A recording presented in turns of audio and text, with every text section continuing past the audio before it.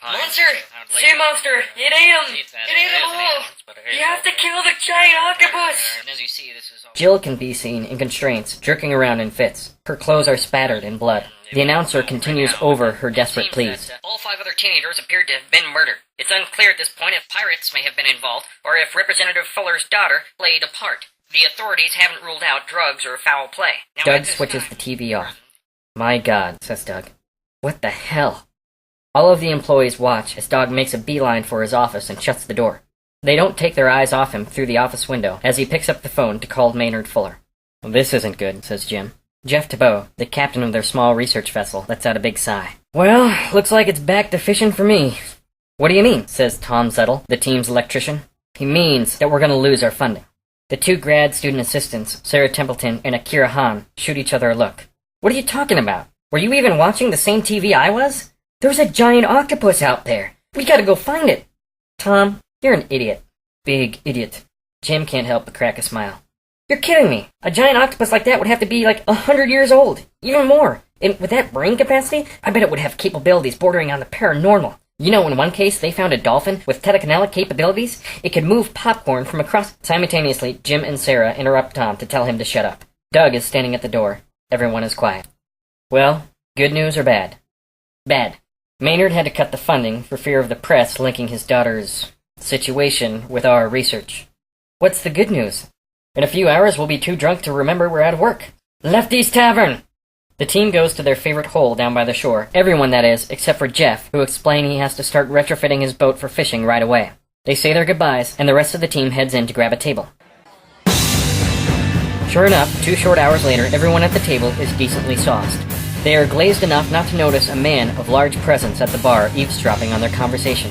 Tom, the eccentric conspiracy theorist that he is, jabbers on about the possibility that what Jill Fuller saw was real, an enormous octopus that ate her friends. Have some respect for Maynard, or for the poor girl for that matter. Just think of it though, an octopus dies when it mates. But what if it didn't? How old could it get? And what could it learn in that time? We know more about the moon's surface than the ocean floor, even though we never landed on the moon. Spare us. Okay. But an octopus like that? You know how smart they are. We have to go looking for it. Right now. If it's this close to us, what are we just gonna sit on our heads and do nothing? Come on, people! Isn't this what we've been waiting for? Even if there's a slim chance it's true, isn't it worth putting our scientific minds together for? Tom's impassioned speech arouses his inebriated audience. A spark shines in Doug's eyes. Yeah.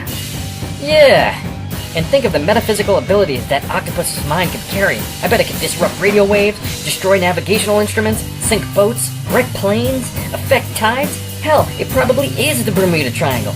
Alright, you lost us. But he did have a point. We could go out there. We could go looking for this thing. We could, but we have no boat, no money, and no... Just then, the man who's been eavesdropping walks up to the table and all conversation stops.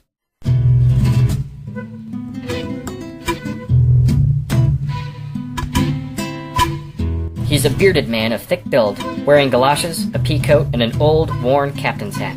His quiet presence makes the air thick with an uneasy energy. No one says a word as he slowly pulls out a match from his sleeve, strikes it across his glass eye, and lights his pipe. The table is terrified. After taking a long drag, he exhales, puts his finger on his offset eye, and resets it back into place. Almost. Sorry to interrupt, he finally says in a gruff voice. The name is Greggs, and I couldn't help but overhear your predicament. Greggs goes on to explain that he's the captain of a shipping vessel that spotted the octopus a year and a half ago. He and his crew were so enamored by it that they eventually quit the business of shipping to go look for the giant behemoth. They have been trying to track it for a long time, and when they saw the news story of Representative Fuller's daughter, they headed down south. Greg suggested that Doug's crew come with them if they had some equipment that would help them locate the octopus. Doug, Jim, and Tom instantly agree, and then Doug turns to Akira and Sarah. You 2 are interns, he says.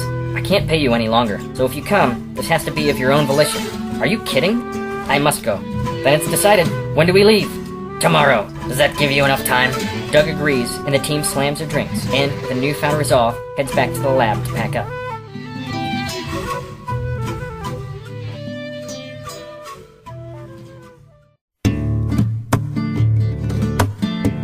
The next morning, they arrive at the boat and start loading up their equipment.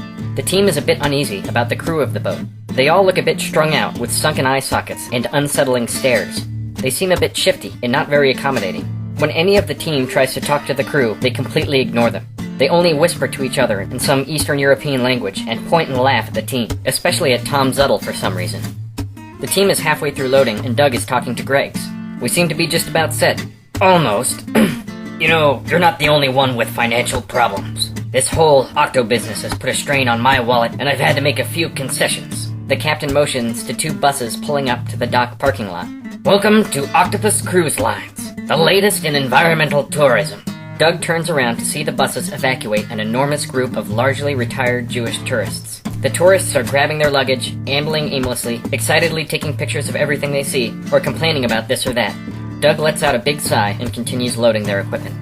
In all of the commotion, Tom Zuttle sees something strange. It looks like a beautiful girl trying to hide behind a crate.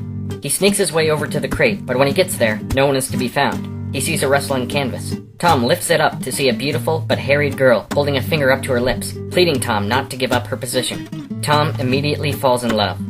You're Jill Fuller, aren't you? She doesn't speak, but nods. Did you really see a giant octopus?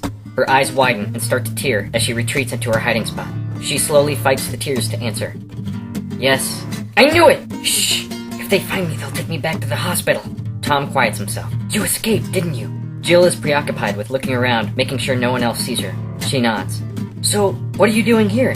She reaches back behind her and pulls out a revolver. I'm gonna kill it. Tom is taken aback and notices the hospital bracelet on her wrist.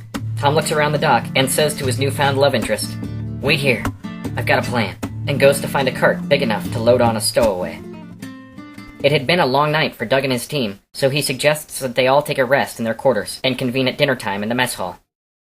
After a nice rest, Doug walks into the mess hall and passes Greggs. The captain is surrounded by a few of the guests who are complaining. Well, this cruise is what you'd call rustic.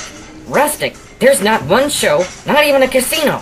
How are we supposed to... I think Mate Robinson has a deck of cards. Doug gives Greggs a sympathetic nod as he passes.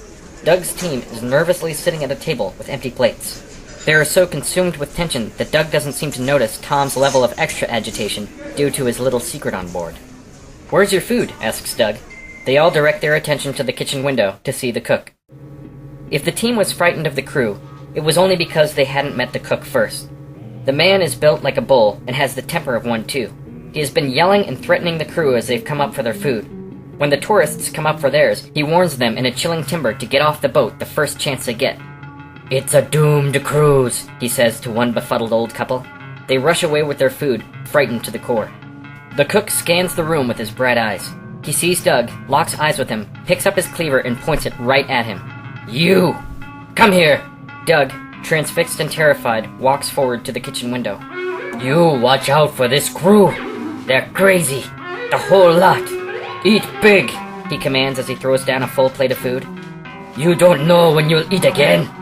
One of the deckhands is peering his head through the kitchen door, trying to sneak a jar of pickles. The chef raises his cleaver at Doug and whips around, throwing the cleaver at the deckhand. It whistles through the air and lodges into the wall, the deckhand dodging it just in time. Keep out of my kitchen, you demon spawn! All of you! Doug uses the distraction to grab his food and run back to the table. Doug, says Sarah, frightened. I'm thinking this might have been a bad idea, says Jim.